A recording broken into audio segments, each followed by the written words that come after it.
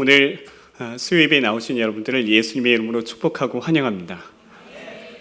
오늘 보신 하나님의 말씀은 열왕기하 2장 1절부터 11절입니다.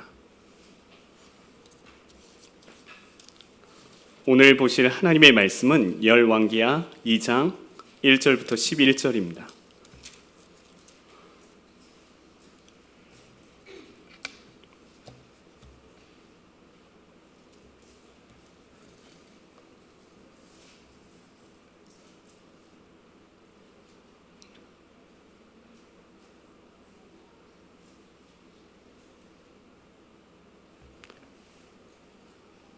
열왕기하 2장 1절부터 11절, 저 한 절, 여러분 한 절, 마지막 절 같이 읽도록 하겠습니다.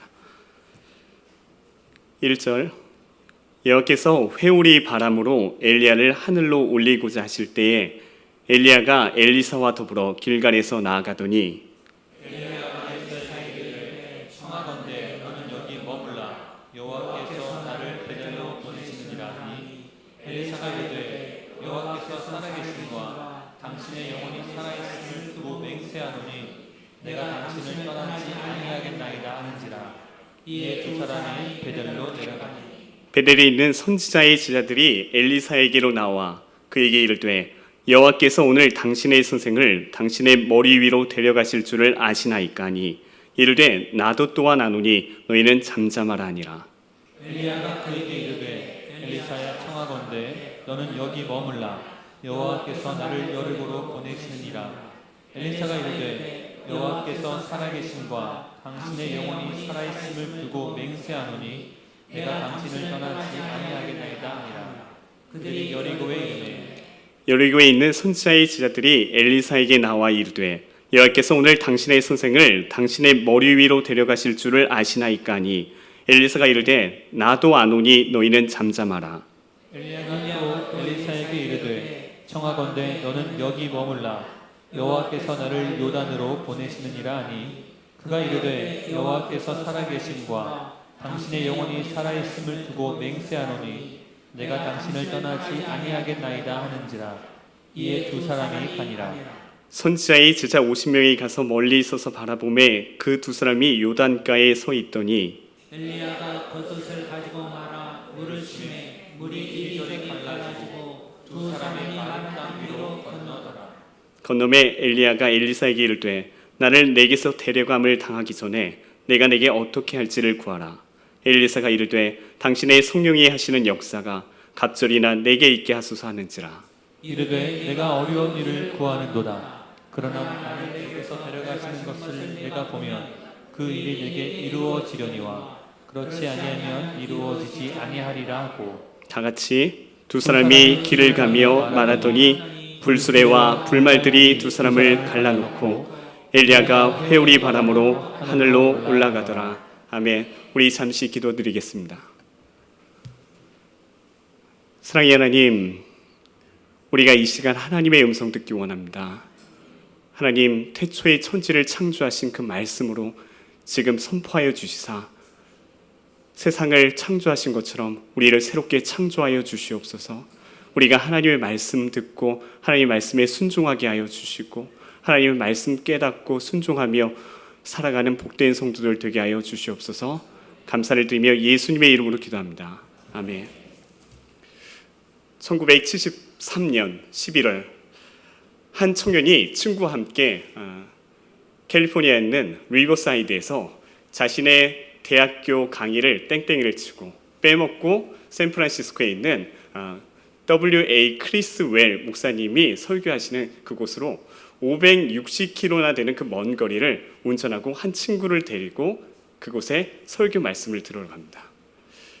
이 청년에게는 자신이 어떤 하나님께서 사역을 맡겨졌다는 그런 확신은 있었지만 자신을 목회자로 부르셨는지에 대한 그런 확신은 없었습니다.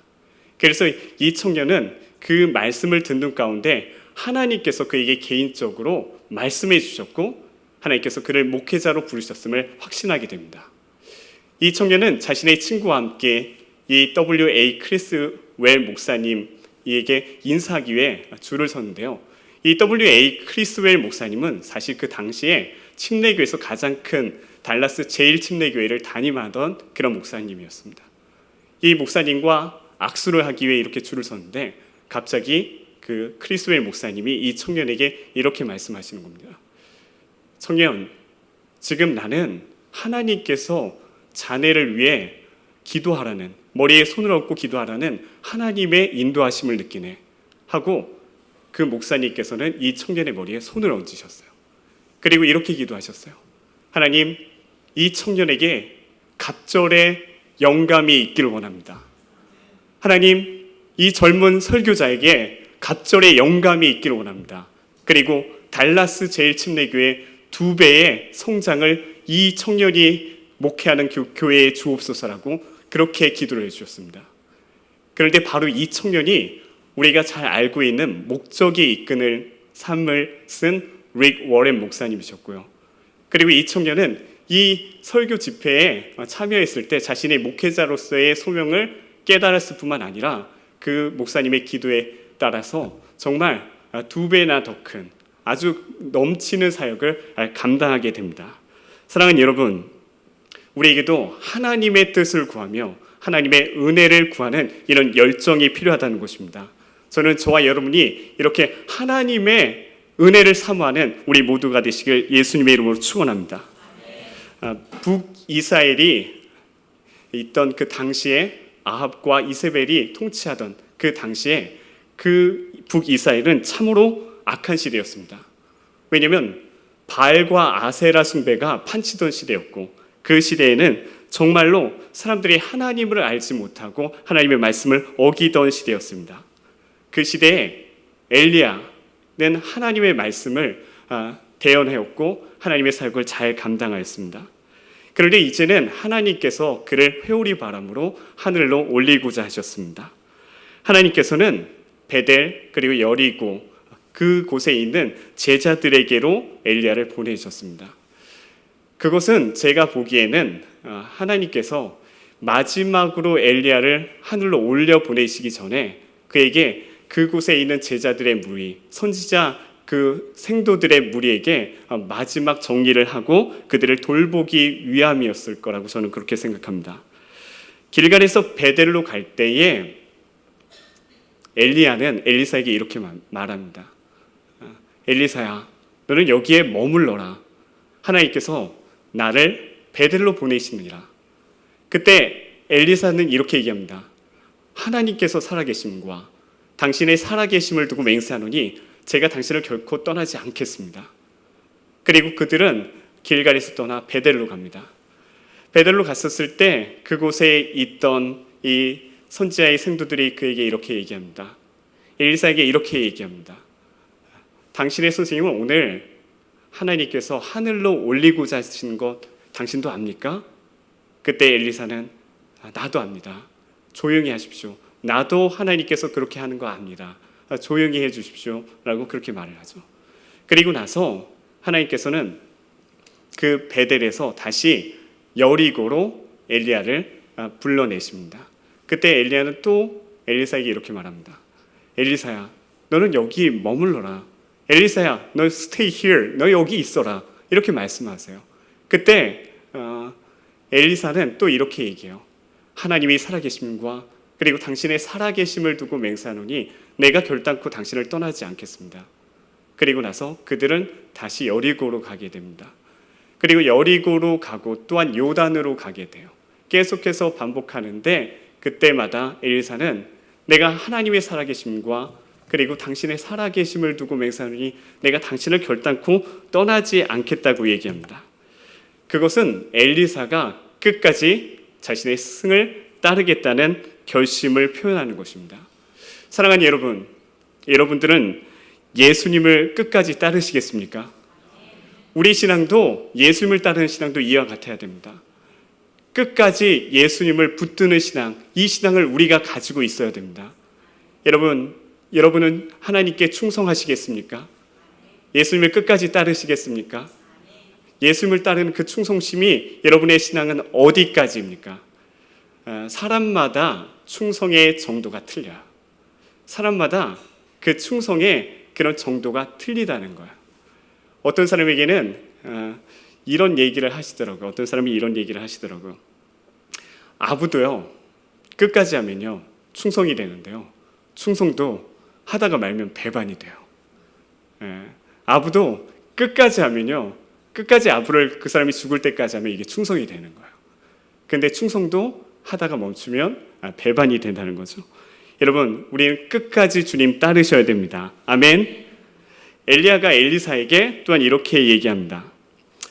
주님께서 나를 하늘로 데려가시기 전에 내게 무엇을 해주기를 원하냐. 엘리야가 엘리사에게 주님께서 나를 하늘로 데려가시기 전에 너는 내가 너에게 무엇을 해주기를 원하냐, 그렇게 말합니다. 그때 엘리사가 구한 것은 당신의 성령이 하시는 역사가 갑절이나 내게 있기를 원합니다. 당신의 성령의 역사가 하시는 역사에 갑절이나 내게 있기를 원합니다라고 얘기를 해요. 이스라엘은 이런 전통이 있어요. 이스라엘에서는 장자는요 유산의 2배를 받게 돼요. 장자는요 아들이 있고 그 다음에 장자가 있고 차남이 있는데 장자는 차남이나 그 다른 사람보다 2배의 그런 재산을 분배를 받는 거예요. 엘리사가 말하고 있는 건 이거예요. 엘리야요, 나를 영적인 장자로 봐주십시오. 나를 영적인 후계자로 봐주십시오. 내가 장자가 되기를 원합니다. 그 은혜 받기 원합니다. 라는 그런 표현이에요. 그런데 단순히 이 표현은 그런 표현 이상을 가지고 있어요. 엘리사는 엘리사에게 2배의 영감, 성령이 하시는 역사에 2배의 영감을 구했는데, 이것은 어떤 의미에서 그는 엘리야의 능력이 근원이 어디 있는 줄 알았습니다. 그는 엘리야를 봤었을 때 엘리야를 통해서 하나님께서 놀라운 일을 하시고 죽은 자를 살리시고 여러 가지 하나님의 놀라운 기적을 행하셨는데, 그것의 근원, 그것의 능력의 원인이 어디인 줄 알았습니다. 그것이 무엇이었습니까? 그것이 바로 성령님이었습니다. 그는 그 능력의 근원을 알았기에 성령을 구한 것입니다. 사랑하는 여러분, 우리에게도 이렇게 성령을 구하는 것이 필요합니다. 그는 엘리야가 그렇게 성령을 구했을 때, 엘리사가 성령을 구했을 때 엘리야는 이렇게 답변을 합니다. 내가 어려운 일을 구하는도다. 내가 참 어려운 일을 구하는도다. 이렇게 얘기해요. 사랑하는 여러분, 엘리야는 왜 엘리사에게 이렇게 대답했을까요? 하나님께는 능하지 못한 게 없는데 왜 엘리야가 갑절의 영감을 구했을 때, 성령이 하시는 일에 갑절의 영감을 구했을 때 왜 그것이 어려운 일을 구했다고 그렇게 얘기했을까요? 하나님께 능하지 못한 일이 있어서 그렇게 말을 했을까요? 왜 그런 얘기를 했을까요? 그것이 어려운 일이 정말 하나님이 맘만 먹으시면 갑절의 성령의 역사가 아니라 7배도 주실 수 있죠. 그런데 이것이 어려운 일이라고 얘기하는 거예요. 그것이 어려운 것은 성령 충만을 갑절로 주는 것이 어려워서가 아니라 그가 구하는 일이 굉장히 힘들고 어려운 일을 구한다는 거예요. 쉽게 얘기하면 이런 거예요. 사랑하는 여러분, 성령의 갑절의 영감을 받고요, 그러면요 그것은 모든 삶을 포기하고 자신의 모든 것을 하나님께 헌신하고 희생해야 되는 삶이에요. 그에게 어려운 일을 구한다는 것은 성령 충만을 능하신 하나님이 못 주셔서가 아니라 7배도 주실 수 있는 하나님이 그것을 못 주셔서가 아니라 그것을 주시기 어렵다는 얘기 아니에요. 그가 구하고 있는 성령 충만을 갑절을 구하면, 얘야 너 왜 이렇게 고생하려고 하니? 왜 이렇게 사서 고생하려고 하니? 성령 충만을 받으면 네가 얼마나 희생해야 되는지 아니? 내가 얼마나 기도해야 되는지 아니? 내가 얼마나 하나님의 일을 위해 헌신해야 되는지 아니? 그것이 어렵다는 거예요. 그래서 내가 참으로 어려운 일을 구하는구나 라고 엘리사에게 엘리야가 얘기하고 있는 거예요. 예수님도 마찬가지였어요. 사랑하는 여러분, 예수님 주변에 병든 자가 너무도 많았어요. 정말로 하나님의 역사가 이렇게 일어나잖아요. 그러면요 그 주변에 많은 아픈 자들이 모이게 돼요. 그렇다면 그게 참으로 밥 먹을 시간도 없어요. 자신의 시간이 없어요. 그래서 그런지 모르겠는데요, 이렇게 대형교회 목사님들한테 이렇게 좀 들어보면요, 대형교회 목사님들이요 그 직종이 3D 업종이라고 얘기해요.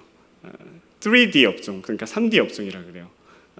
difficult하고요, dirty하고요, 그리고요 또 하나 뭐죠? dangerous하대요. 네, 어렵고 더럽고 그리고 위험하다는 거예요. 왜 그럴까요?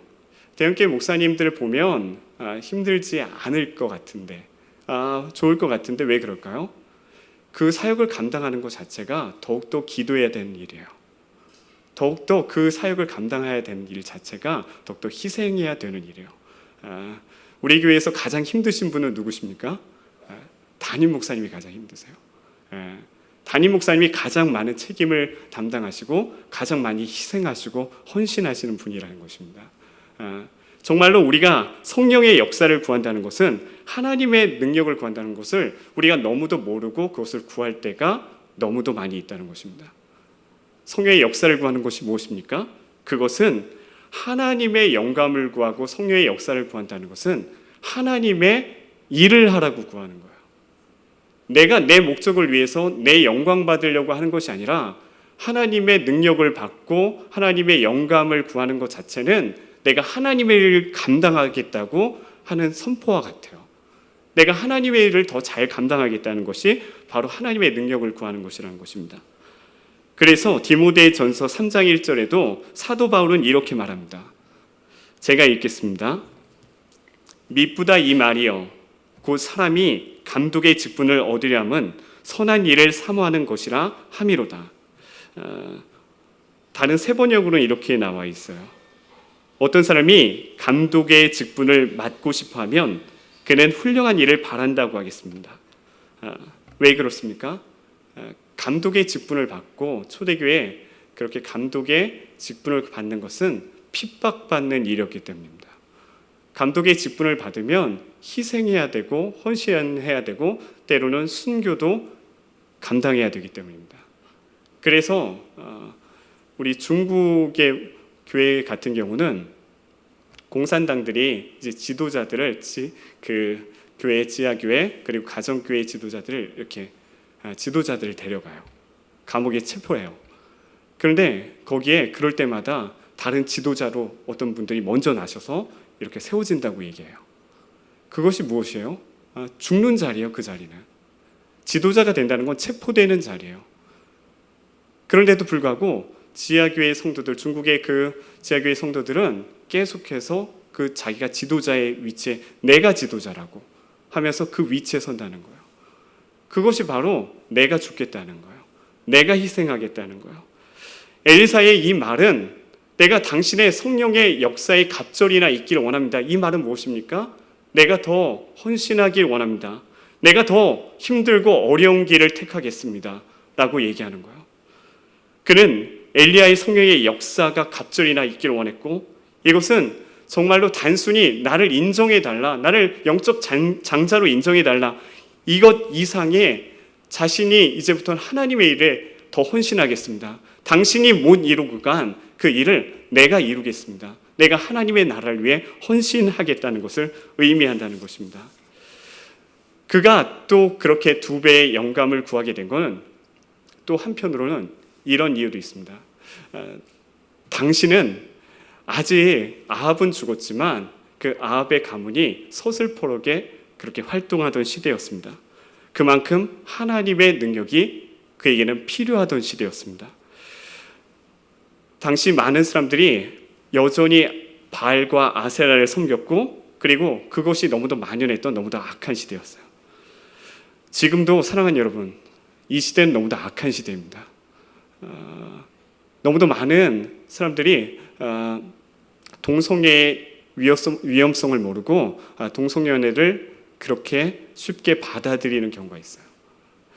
동성연애가 죄악인데도 불구하고 그것은 하나님의 창조 질서를 파괴하는 하나님이 남자와 여자 이렇게 둘이 하나 되길 바랬던 이 하나님의 말씀과 창조 질서를 파괴하는 죄악임에도 불구하고 오히려 요즘에는 동성애 퀴어 축제나 그리고 아니면 미디어를 통해서 동성연애가 너무도 아름답게 미화되고 있는 것을 너무나 우리가 쉽게 보게 됩니다. 제가 미국에 있었을 때도 저희 첫째인 그레이스의 담임 선생님과 그리고 저희 티모티, 저희 둘째 평안이의 담임 선생님은 다 동성 연애자였어요. 너무도 악한 시대예요. 감사하게 한국으로 와서 너무도 다행인데요. 너무도 지금은 악한 시대예요. 한국도 거기에서는 이제는 벗어날 수도 없어요. 요즘에는 그렇게 동성 연애를 죄악시하고 그것을 우리가 죄악시할 때 그것을 고리타분하게 보는 사람들이 너무도 많아요. 그만큼 사회적으로 지금 악한 시대가 되었다는 것입니다. 그리고 사랑하는 여러분, 또한 이 시대는 너무도 많은 이단들이 활동하는 시대입니다. 신천지 그리고 안상홍 그리고 여러 가지 이단들이 우리의 교회를 분열시키기 위해서 너무도 많은 사람들을 미혹하기 위해서 교회를 분열시키기 위해서 활개를 치는 그런 악한 시대입니다. 사랑하는 여러분, 이 시대에 우리가 구해야 될 것이 무엇입니까? 그것이 바로 성령의 충만이라는 것입니다. 제가 미국에 있었을 때 저는 이렇게 사역을 하면요,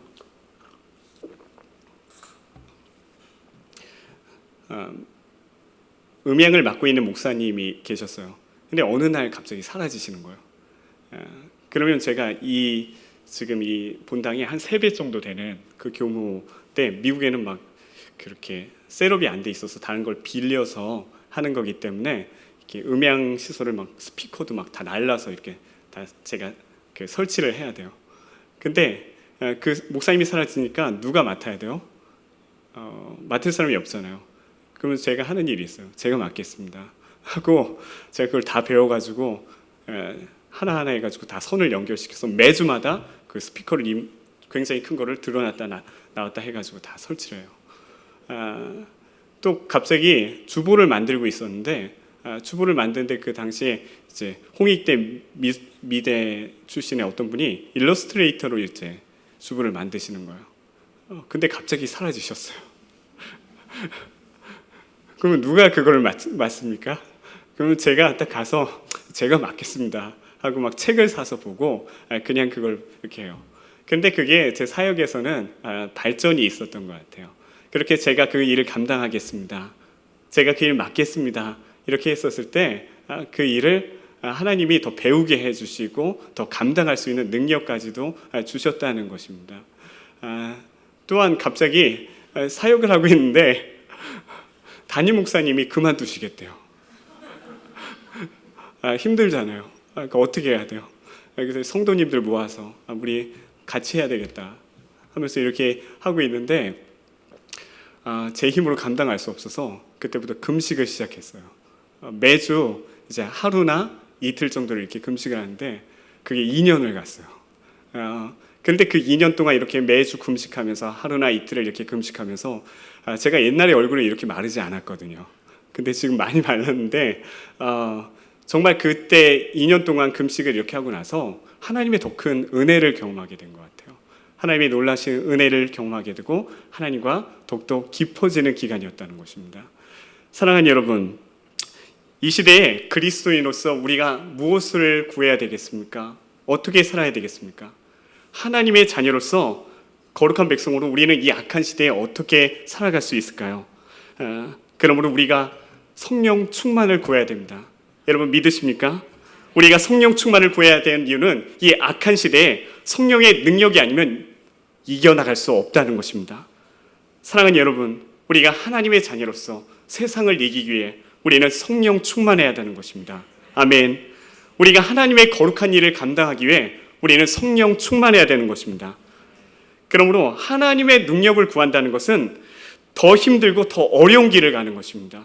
이것은 하나님의 마음을 품고 내가 감당하겠습니다, 제가 하나님의 나라를 위해 쓰임받기를 원합니다, 그런 마음으로 하나님의 능력을 구하는 것이 바로 성령 충만이라는 것입니다.